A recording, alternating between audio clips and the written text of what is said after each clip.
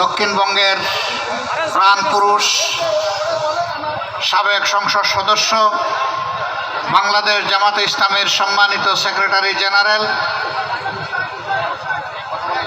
অন্যতম বিশেষ অতিথি, বাংলাদেশ জামাতে ইসলামী নির্বাহী পরিষদের অন্যতম সদস্য জনাব মোবারক হুসাইন, আরেকজন অতি সম্মানিত মানুষ, পাইকগাছা কয়লাবাসীর প্রাণপ্রিয় নেতা, একাধিকবার নির্বাচিত সংসদ সদস্য, বিশিষ্ট শিক্ষাবিদ জনাব অধ্যক্ষ শাহরুহুল কুদ্দুস, মঞ্চে বসা সম্মানিত নেতৃবৃন্দ, বন্ধু সংগঠনের নেতৃবৃন্দ, সুধী শুভাকাঙ্ক্ষীবৃন্দ, আজকের জনসভায় উপস্থিত পাইকগাছাবাসী, সাংবাদিক বন্ধুগণ, দূর থেকে কান পেতে শোনা মা এবং বোনেরা, আমি আল্লাহ তাবারক ওয়া তাআলার শুকরিয়া আদায় করছি।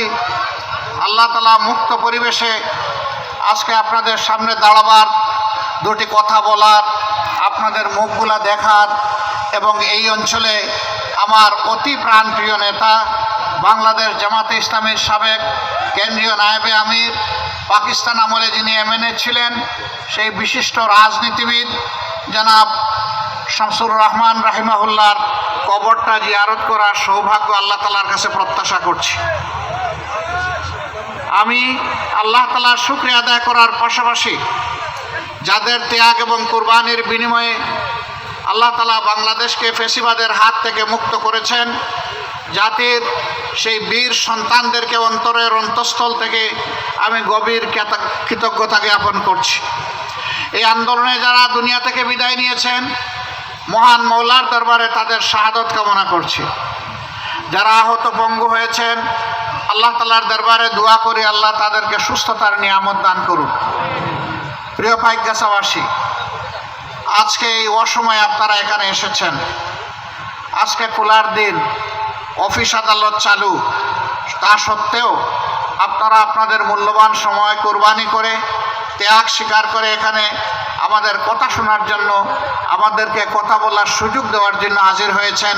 এই জন্য প্রিয় সংগঠনের পক্ষ থেকে আপনাদেরকে আন্তরিক অভিনন্দন এবং কৃতজ্ঞতা জ্ঞাপন করছি।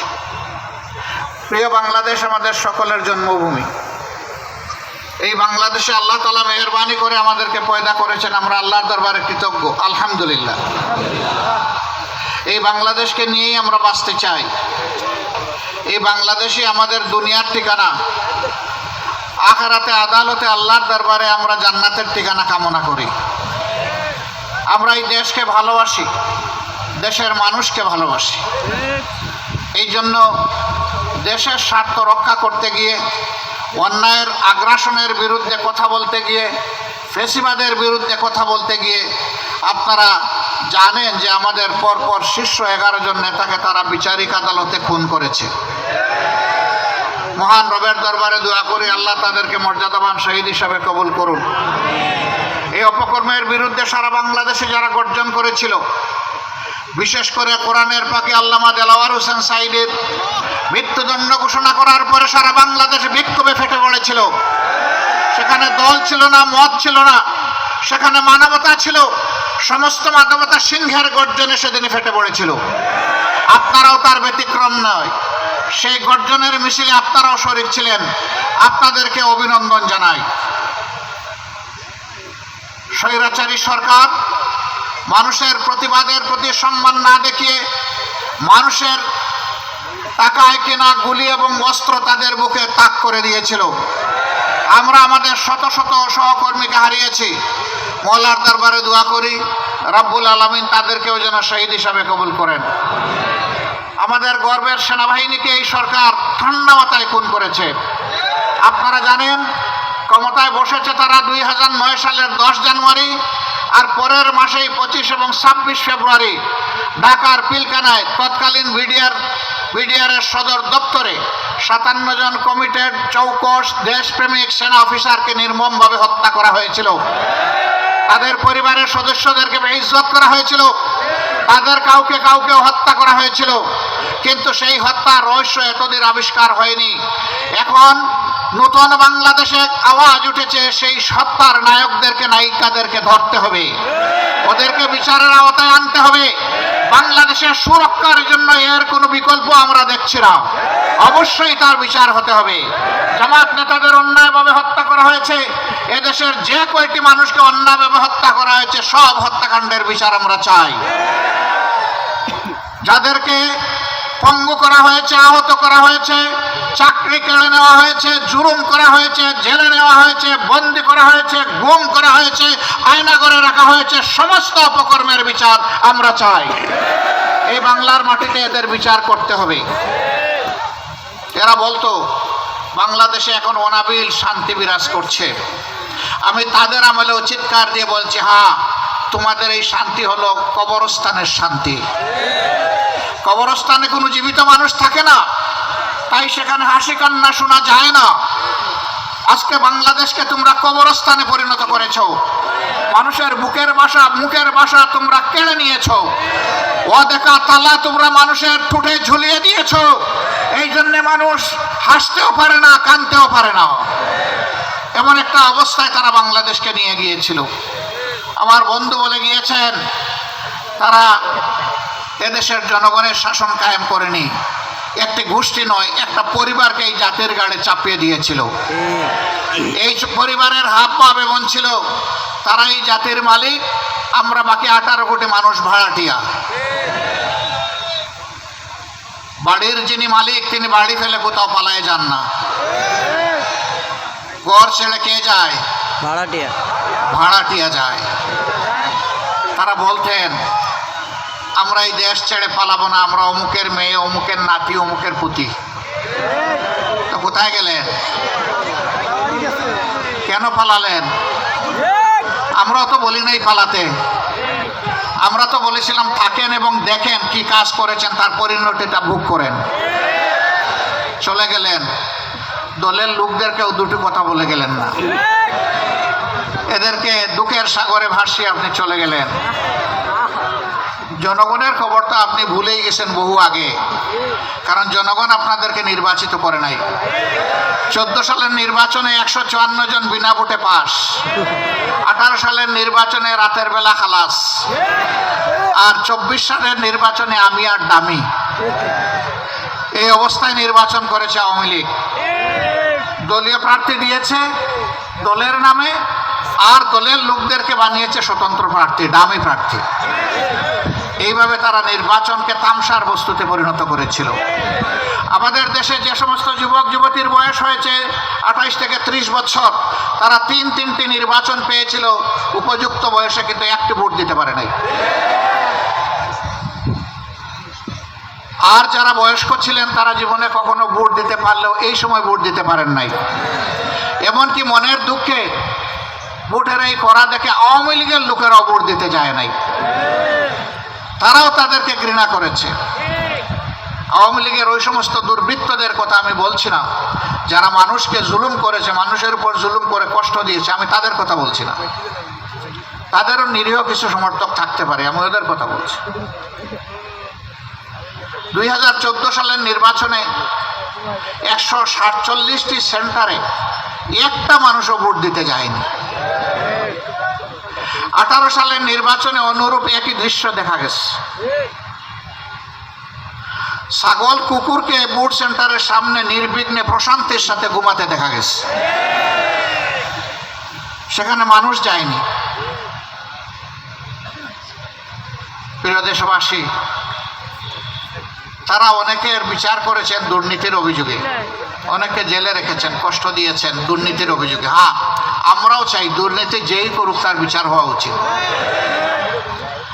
এখন যেগুলা বের হচ্ছে মহা দুর্নীতির খবর আসছে, বাংলাদেশের জনগণের কপাল কিসমত পকেট কেটে 26 লক্ষ কোটি টাকা বিদেশে তারা পাচার করেছে। এটা শুধু বিদেশে পাচার, দেশে আরো কত লক্ষ কোটি টাকা তাদের দখলে আছে। ইনশাআল্লাহ আল্লাহ সাহায্য করলে সব কিছু বের হবে ইনশাআল্লাহ। এখন খবর এসেছে প্রধানমন্ত্রী নিজে স্বয়ং, তার বোন এবং তার ভাগ্নে, 3 জনে মিলে এক রূপপুর প্রকল্প থেকে তারা 57,000 কোটি টাকা চুরি করেছে। এই ধরনের টাকাগুলা অনাবিল বের হয়ে গেছে দেশের বুক থেকে। আপনারা বলেছেন পাইকগাছার উন্নয়ন হয়নি, হবে কেমনে? টাকা যে সব চুরি হয়ে গেছে, ব্যাংকগুলা সব ফোকলা হয়ে গেছে, সেক্টর কর্পোরেশন ইন্ডাস্ট্রি মাটির সাথে বসে যাচ্ছে, শ্রমিকরা বেকার হয়ে যাচ্ছে, মালিকরা পুঁজি হারিয়ে হাহাকার করছে, চতুর্দিকে উন্নয়নের জোয়ার তাদের আমলে শুরু হয়েছে। বলে যে উন্নয়নের রাজপথে মহাসড়কে এনে তুলে দিয়েছে দেশকে, বিশ্বে নাকি বাংলাদেশ উন্নয়নের রোল মডেল। আর ঠিকই বলেছে, উন্নয়নটা তাদের কপালে হয়েছে, জনগণের নয়। সম্মানিত ভাই ও বোনেরা, মানুষ তার বুকের টুকরা, কলিজার টুকরা মেয়েকে যখন স্কুল কলেজ ইউনিভার্সিটি দিত, দুরু দুরু করে বুক কাঁপত। কেন কাঁপত সবাই জানেন তো? আমি আর সেটা বলতে যাচ্ছি না। এই সরকারের পার্টনার ছিলেন হোসেন মোহাম্মদ এরশাদ। তিনি 13 সালে সংসদে দাঁড়িয়ে বলেছিলেন, দেশের অবস্থা এমন, ঘরে থাকলে ঘুম, বাইরে গেলে গুম। সরকারের অংশ হয়ে তিনি সেদিন এটা বলেছিলেন। এটা ছিল বাস্তব চিত্র বাংলাদেশের। সারা বাংলাদেশে ছোপ ছোপ রক্ত আর খাড়ি খাড়ি লাশ, লাশে লাশে ভরে গেছে পুরা বাংলাদেশ। এখানে আপনারা কিছু গোলাপ ফুল, তাজা গোলাপ ফুল রেখেছেন। এই গোলাপগুলো আজকে চিৎকার দিয়ে বলছে, আমি শহীদদের রক্ত। সম্মানিত ভাই বোনেরা, তারা কি করে নাই বাংলাদেশে? পাশাপাশি ভারত আমাদের প্রতিবেশী দেশ, আমরা সম্মান জানাই সকল প্রতিবেশীকে, কিন্তু বাংলাদেশকে তারা ভারতের হাতে বন্ধক ইজারা দিয়ে দিয়েছিল। ভারত তার সকল দাবি চাই অথবা না চাই তাদেরকে আদায় করে দেওয়া হয়েছে। তখনকার প্রধানমন্ত্রী বলেছেন, ভারতকে এত দিয়েছি যে ভারত সারা জিন্দেগি স্মরণ রাখবে। এই সাংবাদিকরা প্রশ্ন করেছেন, দিলেন তো অনেক, এখন কি চাইবেন কিছু? তিনি উত্তর দিলেন, আমি ছোট লোক নেই যে চাইব। বারে বাহ, কত বড় বড় লোক! দেশের সব কিছু খুলে দিয়ে উনি বলতেছেন তিনি ছোট লোক নন। আসলে তিনি প্রধানমন্ত্রী ছিলেন না, তিনি ছিলেন সেবা দাসী। এই জন্য তিনি দাসত্বের শৃঙ্খলে বাংলাদেশের জনগণকে তিনি বন্দী করতে চেয়েছিলেন। আলহামদুলিল্লাহ, আমাদের সন্তানদের নেতৃত্বে সেই শৃঙ্খল জাতি ভেঙে ফেলেছে। আর এই জাতির গলায় শৃঙ্খল পরানো যাবে না ইনশাআল্লাহ। ভারতের প্রতি আমাদের অনুরোধ, আমাদের স্পষ্ট বার্তা, আপনাদেরকে প্রতিবেশী হিসাবে সম্মান করি, আপনারাও আমাদেরকে সম্মান করতে শিখুন। বাংলাদেশকে, বাংলাদেশের জনগণকে সম্মান দিতে শিখুন। ভারত থেকে চোখ রাঙ্গাই আর বাংলাদেশ শাসনের চিন্তা করবেন না। বাংলাদেশের মানুষ এখন চোখে চোখ রেখে কথা বলার সাহস সঞ্চয় করেছে। যে দেশের মানুষ মুখ খুলে দিয়ে, ডানা মেলে দিয়ে বলতে পারে গুলি কর, সেই দেশের মানুষকে আর ভয় দেখাবেন না।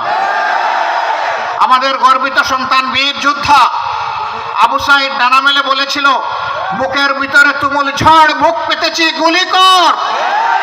এই জাতিকে কেউ ভয় দেখাবেন না।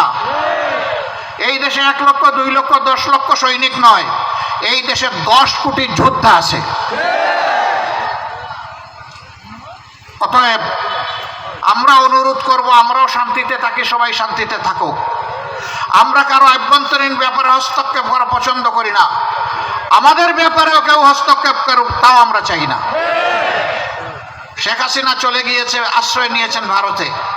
ভারত বৈধভাবে না অবৈধভাবে আশ্রয় দিয়েছে, সেই বিশ্বের দরবারে সে জবাব দিবে ভারত। কিন্তু সেখান থেকে আমাদের জন্য অশান্তি সৃষ্টি করেন কেন? অশান্তি সৃষ্টি করবেন না। মাঝখানে অনেক কাণ্ড ঘটানো হয়েছে, আপনারা জানেন। আলহামদুলিল্লাহ, আমাদের যুব সমাজ এবং জনগণের ঐক্যের কারণে আল্লাহ তাআলার রহমতে সেই সব কিছু ব্যর্থ হয়ে গেছে। কিন্তু প্রতিনিয়তই ষড়যন্ত্র করা হচ্ছে, ষড়যন্ত্র থেমে নাই। কিন্তু আল্লাহ তাআলা হুঁশিয়ারি উচ্চারণ করে বলেছেন, ওমাকারু মাকার আল্লাহ ওয়াল্লাহু খায়রুল মাকিরিন।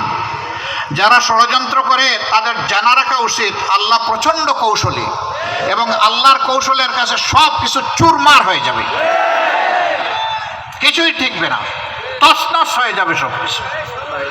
এদেশের মানুষ আল্লাহর উপর আস্থা রাখে। তারা 53টি বৎসর জাতিকে বিভক্ত করেছে, মাইনরিটি মেজরিটি, স্বাধীনতার পক্ষে বিপক্ষে। একটা জাতিকে যদি দমায়ে রাখতে হয়, ধ্বংস করতে হয়, পদাবনত করতে হয়, তাহলে সেই জাতিকে ভেঙে টুকরা টুকরা করতে হয়। সেই কাজে আওয়ামী লীগকে দিয়ে করিয়েছে অন্যরা। আমরা স্পষ্ট ঘোষণা দিয়েছি, বাংলাদেশে যারাই বসবাস করে, সে কোন ধর্মের এটা বড় কথা নয়, সে এই দেশের গর্বিত নাগরিক। সকল ধর্মের নাগরিকেরা এখানে সমান অধিকার ভোগ করবেন। ধর্মের ভিত্তিতে এখানে অধিকারের কোনো বিভাজন করতে আমরা আর দেব না। এই জন্য আমরা সকল ধর্মের বর্ণের ভাই বোনদেরকে অনুরোধ করি, আমরা এখন শক্ত হয়ে দাঁড়াবো। আমরা কালোকে কালো বলবো, সাদাকে সাদা বলবো। আমরা সাদার সঙ্গে হব এবং কালোকে আমরা ঘৃণা করব। যারা 53 বছর ধরে এই সমস্ত স্লোগান দিয়ে মানুষকে কষ্ট দিয়েছে, বিভিন্ন ধর্মের লোকদের জায়গা জমি অবৈধভাবে দখল করেছে, ইজ্জতের উপরে হাত দিয়েছে, সম্পদ লুণ্ঠন করেছে, এই সমস্ত চোর ডাকাতদেরকে আর আমরা প্রশ্রয় দেব না। সংগ্রামী ভাই ও বন্ধুরা, কঠিন রদ, আপনাদের মুখগুলা সূর্যের দিকে, অনেকটা সূর্যমুখী ফুলের মতো আপনাদের মুখ। আল্লাহ তাআলা আপনাদের এই ত্যাগকে কবুল করুন। কথা আর আমি বেশি লম্বা করব না। তারা করেছেন অনেক অপকর্ম, আমরা করবোটাকে? আমরাও কি অপকর্ম করব? আমরা অপকর্ম করব? প্রশ্নই ওঠে না। তাহলে আমাদেরকে কি করতে হবে? ফার্স্ট অফ অল আমাদেরকে একটা ঐক্যবদ্ধ জাতি গঠন করতে হবে ইনশাআল্লাহ। 2 নম্বর হচ্ছে, আমাদের সন্তানদের স্লোগান ছিল উই ওয়ান্ট জাস্টিস। আমরা বৈষম্য চাই না, আমরা সাম্য চাই। আমরা একটা বৈষম্যহীন সমাজ গড়তে চাই। 3 নম্বর অঙ্গীকার হচ্ছে, এই সমাজে ইনসাফ কায়েম হবে ইনশাআল্লাহ। ইনসাফ যখন কায়েম হবে, কাউকে আর অধিকার চাইতে হবে না, যার যার অধিকার তার তার ঘরে চলে যাবে। তখন সকল উন্নয়ন নির্দিষ্ট কোনো জেলায় কিংবা উপজেলায় যাবে না, সারা বাংলাদেশের মানুষ তাদের অধিকার এবং উন্নয়ন পাবে ইনশাআল্লাহ। এই বঞ্চিত পাইকগাছাও পাবে, কয়ড়াও পাবে, সারা বাংলাদেশ পাবে। শিক্ষার উন্নয়ন হবে, মেরুদণ্ড সোজা হবে, স্বাস্থ্যসেবার উন্নতি হবে, এই সবগুলোই ঠিক হবে ইনশাআল্লাহ। আমরা আগামীর বাংলাদেশ যুবকদের হাতে তুলে দিতে চাই। আপনারা রাজি আছেন? যুবকরা সব রাজি, মুরব্বীরা তো বেজার, তাই না? যে আমাদের হাত থেকে সুযোগ বুঝে ফসকে গেল। না, কেউ এখানে বৃদ্ধ হবেন না, আমার অনুরোধ। বলবেন যে চুল দাড়ি ভ্রু পেকে গেলেও বৃদ্ধ হবো না, না না, বৃদ্ধ হবেন না। আত্মাকে যুবক রাখবেন ইনশাআল্লাহ, তাইলে আপনি একজন যুবক। আমি আল্লাহ তাআলাকে বলেছি, আল্লাহ আমি বৃদ্ধ হতে চাই না, কারণ তোমার জান্নাতে তুমি নাকি সব যুবকদেরকে ঢুকাবে। কয়েকদিনের জন্য আমার বৃদ্ধ হওয়ার কোনো ইচ্ছা নেই। আমার চুল পাকুক, দাড়ি পাকুক, ভ্রু পাকুক, তাতে কোনো সমস্যা নেই, কিন্তু তুমি আমাকে বার্ধক্যের ওই দুর্বলতা আমাকে দিও না। আপনারা সব আমার সাথে রাজি আছেন? তাইলে এখানে আর কোনো বৃদ্ধ নেই, সবাই আমরা যুবক আলহামদুলিল্লাহ। কিন্তু আমি সেই যুবকদের কথা বলছি না, সত্যিকারেরই যারা যুবক, তাদের হাতেই আমরা বাংলাদেশটা ইনশাআল্লাহ তুলে দেব। আমাদের অভিজ্ঞতা দিয়ে, দোয়া দিয়ে তাদেরকে সাহায্য করব। এই বাংলাদেশ চালাবে এবং ইনশাআল্লাহ বাংলাদেশকে মুক্তির মঞ্জিলের দিকে নিয়ে যাবে। আমরা দোয়া করি আল্লাহ তাআলা আমাদের যুব সমাজের অন্তরে দেশপ্রেম, দেশের প্রতি, মানুষের প্রতি গভীর ভালোবাসা এবং আল্লাহ তাআলা তাদের মধ্যে ইমানদারিত্ব দান করুন। পাইকগাছাবাসী, আপনাদের অনেক দাবির কথা এখানে উত্থাপন হয়েছে। আমরা সরকারে নই, আমি সরকারের প্রেসিডেন্টও নই, আমি প্রধান উপদেষ্টাও নই, কোনো উপদেষ্টা নই, কিন্তু আমি আপনাদের মতো একজন নাগরিক, একটা দলের দায়িত্ব পালন করি। আমি কথা দিচ্ছি ইনশাআল্লাহ আমি আপনাদের উকিল হয়ে, মুক্তার হয়ে, আমার পক্ষে যত জায়গায় যত কথা বলা দরকার আমি বলবো ইনশাআল্লাহ। আগামীতে যদি আল্লাহ আমাদেরকে এই দেশের মানুষের খেদমত করার, সরকারে যাওয়ার তৌফিক দেন, তাইলে দাবি তো আজকে শুনেই গেলাম, আশা করি সে দাবি আর নতুন করে উঠাতে হবে না। আর যদি অন্য কেউ ক্ষমতায় যায়, তাহলে আপনাদের সাথে হাত উঁচু করে আমরা আপনাদের সাথে দাবি আদায়ের স্লোগান দিব ইনশাআল্লাহ। আপনাদের সকলকে ধন্যবাদ। ভালো থাকুন, আল্লাহ আপনাদেরকে সুস্থ রাখুন। এই মাটির উপর আল্লাহ রহমত এবং বারাকা নাজিল করুন। সারা দেশকে আল্লাহ তাআলা হেফাজত করুন। আগামী নতুন বাংলাদেশের জন্য আপনারা প্রস্তুতি গ্রহণ করুন। আসসালামু আলাইকুম ওয়া রাহমাতুল্লাহ। আল্লাহ হাফিজ। বাংলাদেশ জিন্দাবাদ। বাংলাদেশ জামাতে ইসলামী জিন্দাবাদ।